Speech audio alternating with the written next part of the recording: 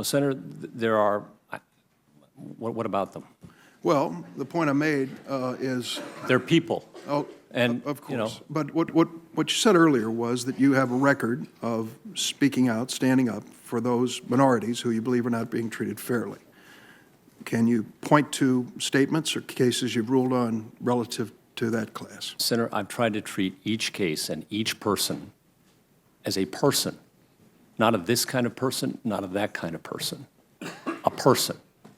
Equal justice under law. It is a radical promise in the history of mankind. Does that refer to sexual orientation as well? Senator, the Supreme Court of the United States has held that single-sex marriage is protected by the Constitution. Judge, would you agree that if an employer were to ask female job applicants about their family plans, but not male applicants, that would be evidence of sex discrimination prohibited by Title VII of the Civil Rights Act? Senator, I'd agree with you. It's highly inappropriate. You don't believe it's prohibited?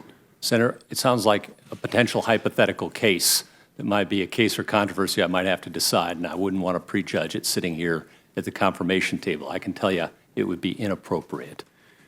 Do you believe that there are ever situations where the costs to an employer of maternity leave can justify an employer asking only female applicants and not male applicants about family plans? Senator, those are not my words, and I would never have said them. I didn't say that. I asked you if you agreed with this statement. And I'm telling you I don't. Did you ask your students in class that day to raise their hands if they knew of a woman who had taken maternity benefits from a company and then left the company after having a baby? No, Senator, and I'd be delighted to actually clear this up. Please.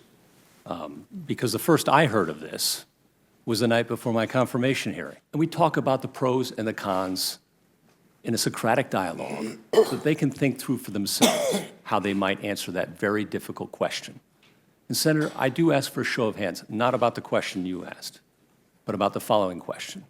And I ask it of everybody. How many of you have had questions like this asked of you in the employment environment? An inappropriate question about your family planning. And I am shocked every year, Senator, how many young women raise their hand. It's disturbing to me. I knew this stuff happened when my mom was a young practicing lawyer, graduating law school in the 1960s. At age 20, she had to wait for a year to take the bar. I knew it happened with Justice O'Connor. Couldn't get a job as a lawyer when she graduated Stanford Law School and had to work as a secretary. I am shocked it still happens every year that I get women, not men, raising their hand to that question. Thank you for the opportunity to clarify that, Senator.